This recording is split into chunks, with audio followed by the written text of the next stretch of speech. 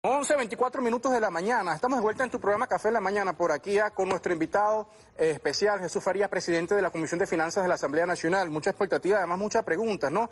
Porque se ha viralizado muchísimos videos sobre lo que pudiera ser, preguntamos por acá, no se molesten los amigos tuiteros. ¿Podemos hablar, diputado, buenos días, gracias por estar acá en Café en la Mañana, podemos hablar ya de signos, elementos que puedan hablar acerca de alguna reactivación económica? ¿Hay datos concretos y elementos que puedan darnos ideas sobre una posible reactivación económica? Gracias, Michelle. Gracias por la invitación. Este es un tema muy importante para el país. El tema económico es el primer punto de la agenda nacional. Todo el país está convocado y está participando en la búsqueda de soluciones a una situación terrible, una terrible crisis que ha ocasionado el bloqueo del gobierno de los Estados Unidos. Hay que decirlo, yo siempre lo digo, no importa invertir tiempo en esto. Un bloqueo inmoral, un bloqueo ilegal y un bloqueo que ha generado consecuencias brutales sobre nuestro pueblo. No hay una sola situación en lo social y en lo económico que esté atravesando la nación, el pueblo venezolano, la cotidianidad de cada uno de nuestros compatriotas que no esté determinado por ese bloqueo. Y entonces nosotros tenemos 7 años de estancamiento o contracción de la economía, un proceso inflacionario muy fuerte.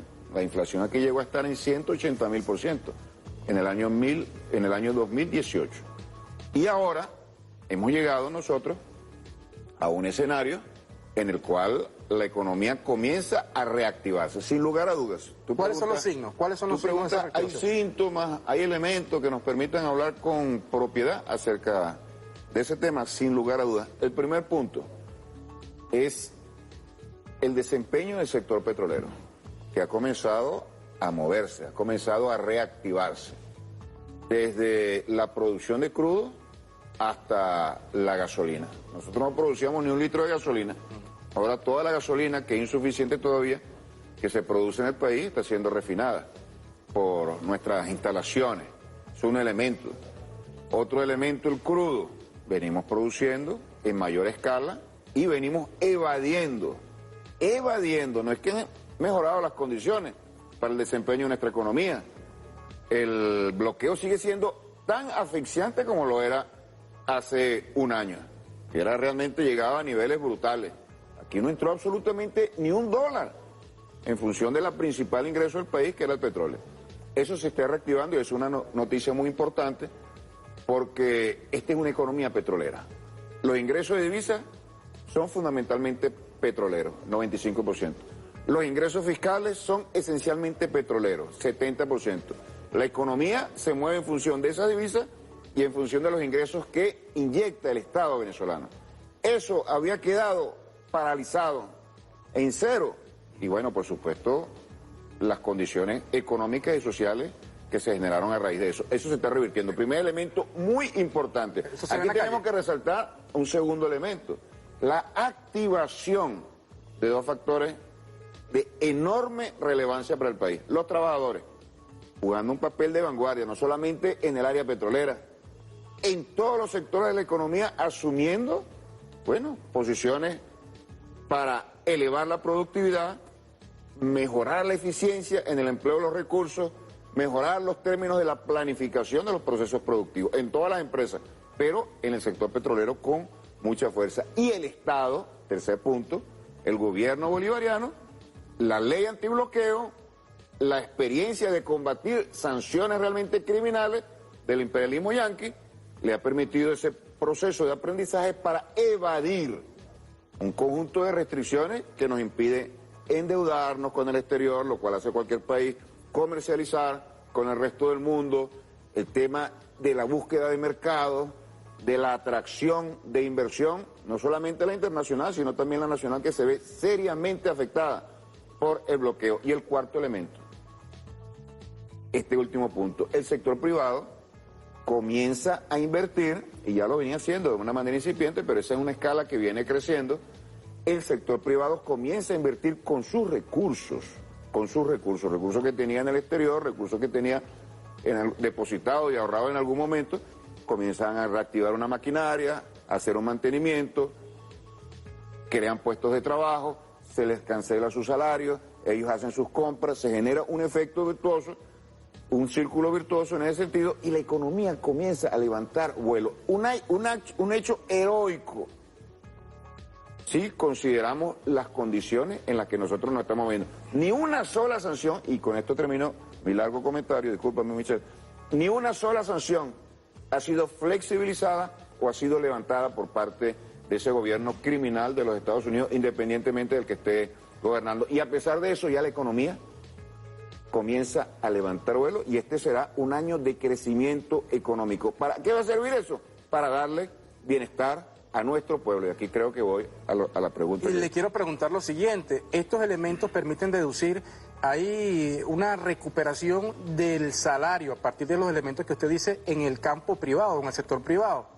Le pregunto por eso, le pregunto si eso es así efectivamente, ¿qué pasa con el sector público en torno a este tema? Porque es una pregunta, yo lo colocaba por acá en mi cuenta en Twitter, hablaba de la entrevista y la gente preguntaba, ¿qué pasa con la recuperación de esa expresión en el nivel de consumo? ¿Hay un nivel o ha crecido el nivel de consumo de bienes y servicios a partir de esta recuperación? Hablamos de un sector privado que ha logrado quizás recuperar los sueldos en un nivel, pero ¿qué pasa con el sector público? Sí, hay una situación muy precaria en el tema de los salarios, porque el salario es parte del ingreso que se genera. Si la economía se paraliza, por supuesto que los ingresos se estancan. Si la economía cae, que es lo que ha ocurrido por 7 años, hemos perdido 2/3 partes del tamaño, 2/3 partes del tamaño de nuestra economía la hemos perdido, como resultado de ese ataque criminal del gobierno de los Estados Unidos. ¿Qué ocurre en ese caso? Hay menos ingresos en la economía, en la sociedad, y por supuesto, si hay menos ingresos, tú no puedes distribuirlo. Una forma de distribuir el ingreso es en forma de salario, otorgar los salarios, pagar los salarios a los trabajadores. Y esa ha sido una consecuencia que ha buscado el imperialismo norteamericano. Porque el plan era sencillo: impactar la economía, colapsarla, caotizar el país a través de una situación social insostenible y derrocar al gobierno del presidente Nicolás Maduro. ¿Cómo se llega allí? Entre otras cosas, y de manera privilegiada, a partir de esa política criminal, atacando los salarios. El salario es el ingreso de la inmensa mayoría de la población. Entonces, se ha deteriorado. Ahora, ¿qué estamos observando nosotros? Y es absolutamente lógico. La economía comienza a moverse y ese movimiento trae como consecuencia una paulatina recuperación de los salarios. ¿Cuáles son los salarios que se recuperan primero? Los salarios del sector de la economía que se mueve más rápido en sentido al alza. Eso es el sector privado, donde hay algo de inversión, donde no hay ese impacto tan riguroso y brutal de las sanciones económicas. Por supuesto que lo han sentido.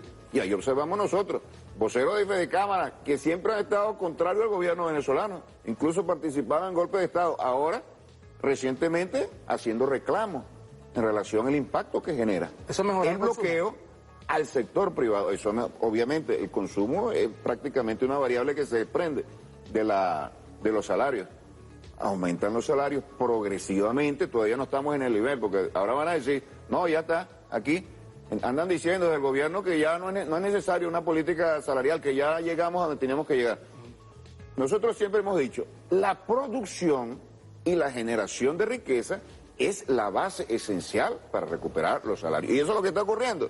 Se está recuperando progresivamente el ingreso, la riqueza generada en el sector privado, y eso va a beneficiar. ¿Qué pasa con el sector público? El sector público depende en mayor medida. Porque usted ha hablado de la producción y de repente la gente dice, bueno, yo estoy trabajando, yo estoy desarrollando mis actividades, estoy produciendo para mi país, para mi empresa y mis compromisos.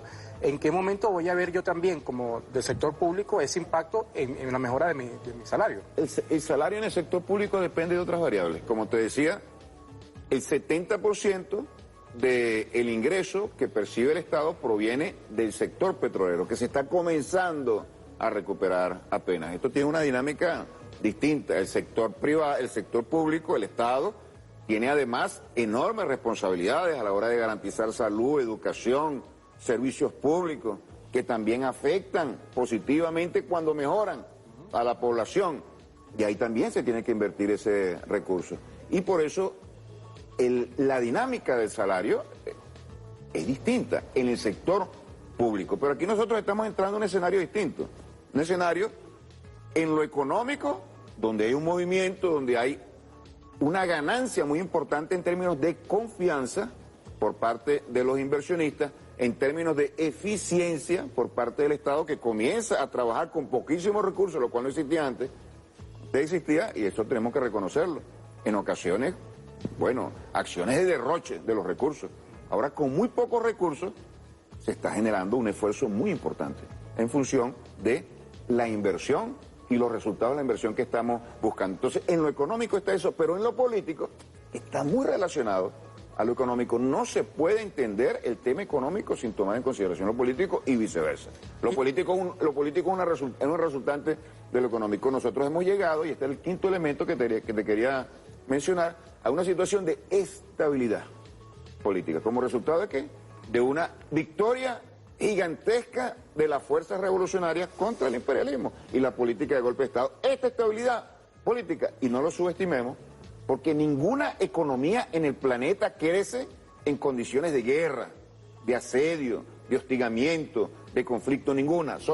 Una sí, hay una, Colombia, que depende del narcotráfico y tuvieron 50 años en guerra civil y sin embargo la economía crecía porque tenía y tiene un ingreso gigantesco que alimenta a la oligarquía, alimenta al Estado, a los funcionarios, corrompe absolutamente todo. No depende de lo que se haga en términos de inversión, el sector privado, ni el Estado, no. Es una economía que está inflada, está sustentada en el narcotráfico. Pero cualquier otra economía, en condiciones de inestabilidad, de conflicto, como se generó en este país, por muchos años se había afectado. Nosotros hemos logrado estabilizar en términos muy importantes el tema político y ahora vamos a tener una elección que con la victoria de la Revolución Bolivariana, y de ahí la importancia, o una de las lecturas que tiene esta elección, tenemos que garantizar una victoria para mantener el marco que nos permita ¿qué? Mejorar en el punto esencial, prioritario de toda la agenda nacional, que es la economía. Entonces, allí estamos nosotros en un escenario que nos permite ver con mucho optimismo desarrollo, crecimiento de la economía y mejoramiento sustancial de todas las variables sociales, incluyendo el salario. El salario no se va a mejorar por arte de magia, ni con declaraciones, ni con decretos, ni con deseos, ni mucho menos con demagogias y con mentiras. Para mejorar el salario tú tienes que crear condiciones, y esas condiciones las da la economía.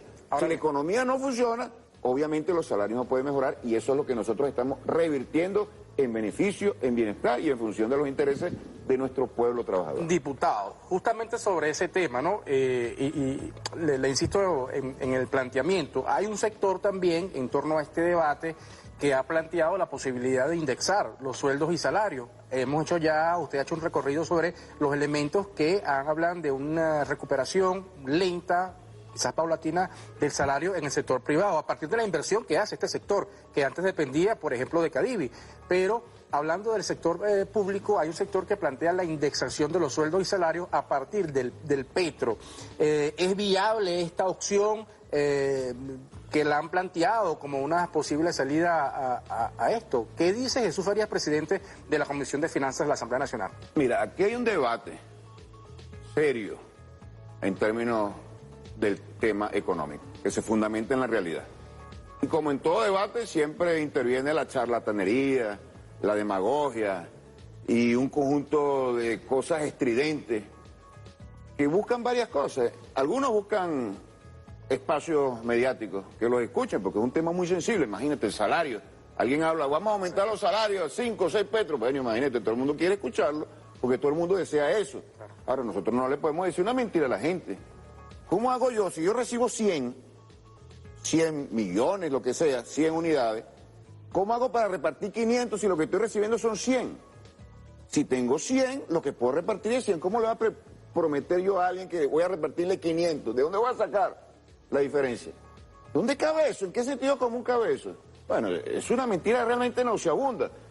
Y sobre todo porque afecta a los trabajadores, afecta a la estabilidad del país y afecta a un gobierno que ha hecho lo inmensamente posible, lo posible y lo imposible para resistir contra el imperialismo y para garantizar las condiciones en función de un proyecto histórico que le ha dado y ha reivindicado las grandes aspiraciones de nuestro pueblo. El periodo único de 200 años de historia republicana, donde las condiciones de vida de nuestro pueblo mejoraron de una manera sistemática, fue con la Revolución Bolivariana.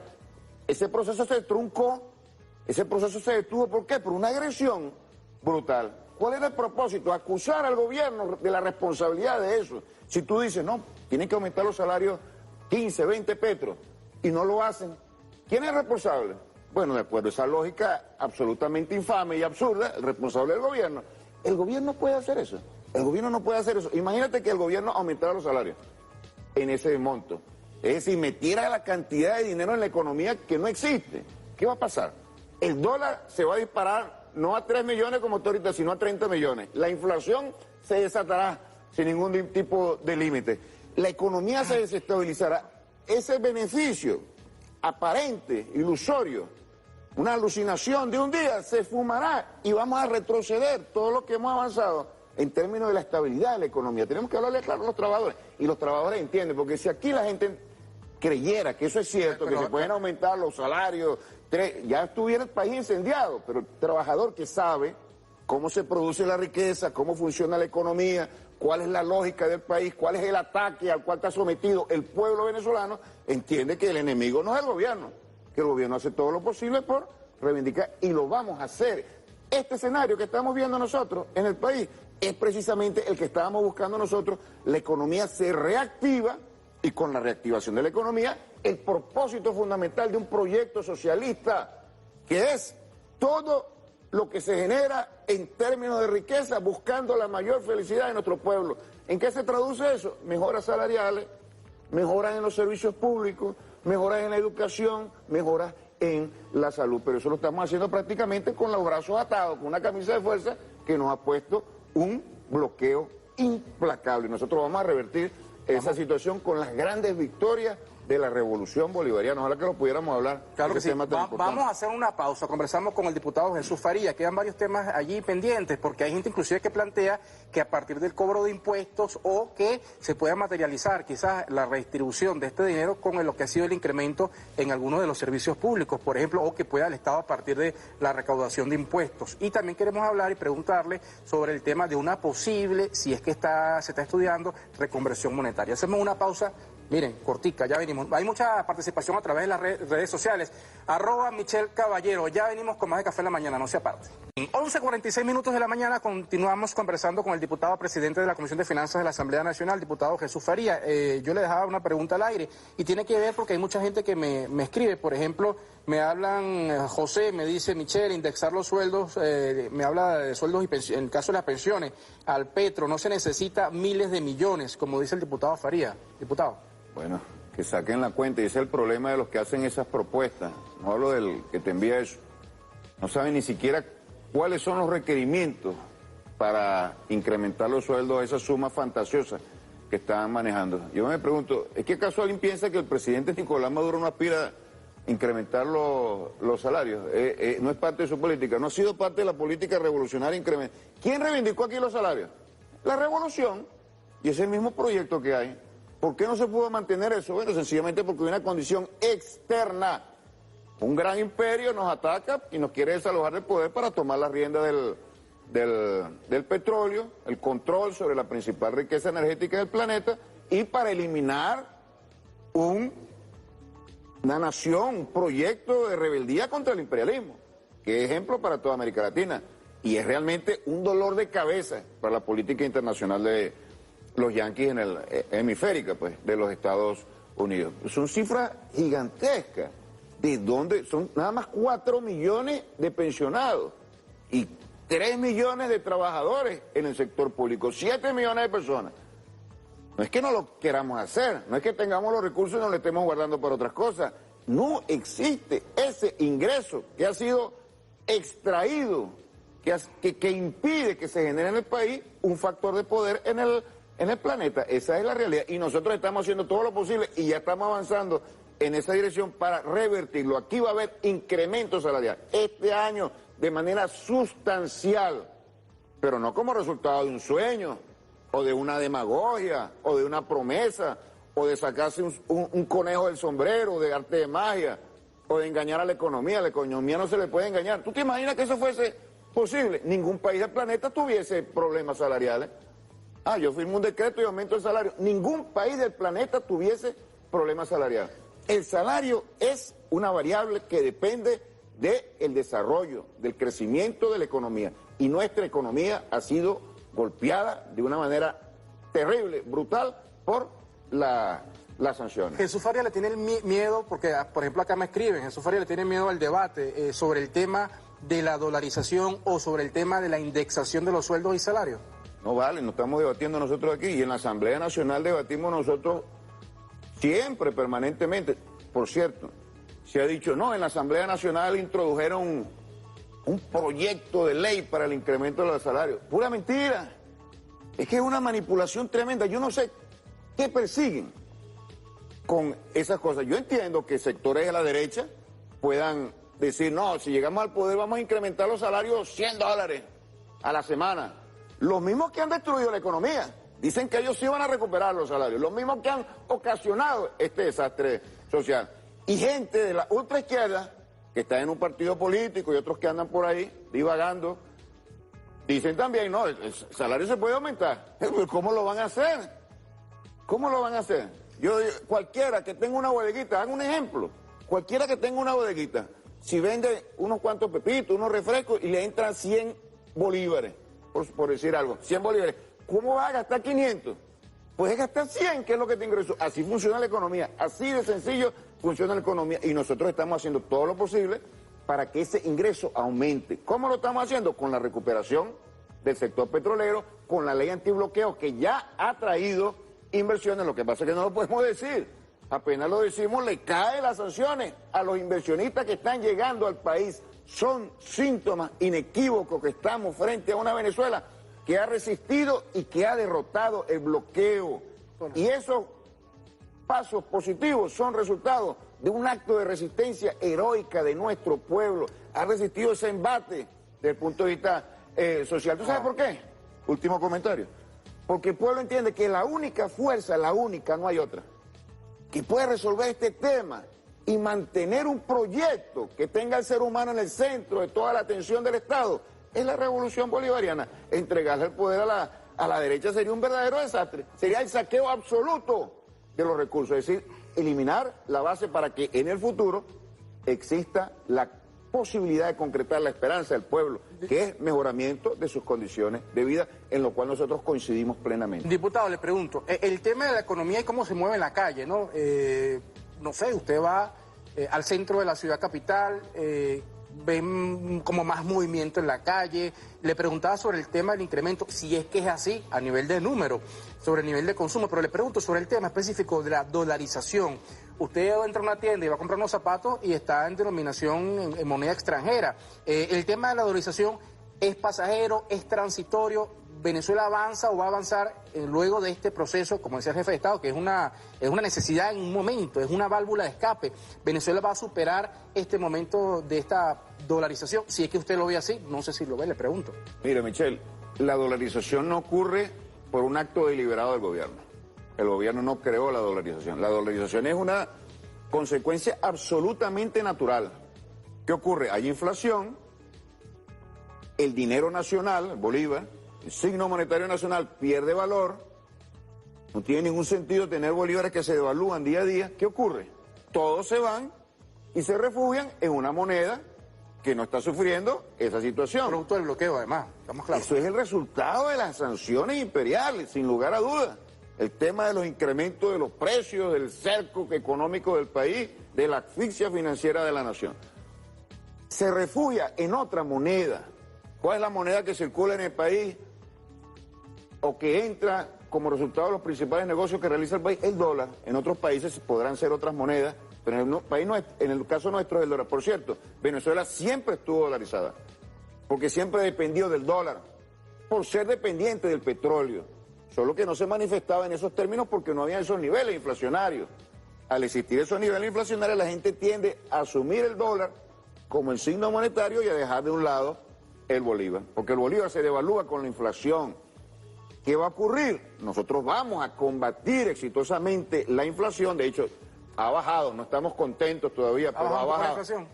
Estaba en 180.000% en el año 2018, año muy duro de las sanciones. Las sanciones comenzaron explícitamente en agosto del año 2017 y ya venían elementos claros antes del año 2017, en agosto del 2017.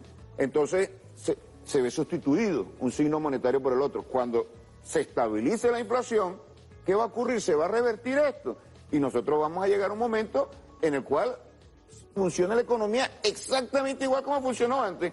La gente transa con bolívares y a la hora que tenga una necesidad de adquirir los dólares va al mercado cambiario y los adquiere. ¿Por qué? Porque el bolívar no va a perder, no va a perder su capacidad de compra. El bolívar será un medio que sirva para las transacciones. Tú me preguntabas anteriormente, y bueno, una indexación, el tema de la moneda, la reconversión. Nadie se extraña de eso, ya hemos hecho varias. ¿Y por qué? Porque queremos, es por una realidad, la inflación crece, los precios se desbordan, las cantidades, un refresco, 1 millón, un poco de cosas, eso no se puede cuantificar. Incluso es un problema gravísimo para los sistemas contables de la banca, del comercio, de las industrias, las mismas personas a la hora de hacer los cálculos, eso es absolutamente infuncional y ya lo hacen en los cálculos, en lugar de decir 1 millón dicen 1.000. Entonces tú tienes que sincerar eso y hacer del sistema de intercambio y de circulación de las mercancías, de los bienes y los servicios, algo que se pueda hacer de una manera mucho más cómoda y mucho más amigable y sobre todo viable para el sector económico. Yo no sé si eso lo van a hacer o si no lo van a hacer, pero eso no debería ser ni siquiera noticia, es una necesidad. Pero en la medida que la inflación vaya bajando, llegó 180.000%, en estos momentos estamos en 2.000, que tampoco nos tiene conforme, pero va a seguir disminuyendo. Bueno, esa situación la vamos a mantener nosotros bajo control y se va a revertir ese proceso de dolarización que tiene como causa fundamental, ya con esto finalizo, como causa fundamental el tema de la inflación. Bueno, diputado, muchas gracias. Gracias, diputado. Gracias Jesús a ti, Farías, aclarando muchas dudas. Carmen me dice, por ejemplo, te felicito en torno al panorama que aclara en materia económica, bueno, el tema de la indexación. Pregúntale a Jesús Farías, me dice Eloy, ¿de dónde salen los dólares que circulan en el país? Bueno, muchos temas, muchas preguntas. Vamos a volver a invitar en una próxima oportunidad a Jesús Farías o también otras voces, ¿por qué no? Acá en el canal de todas y todos los venezolanos. Se les quiere, Venezuela, cuídense mucho del COVID. El COVID sigue en la calle, ¿ah? Nos vemos, chao, nos vemos mañana.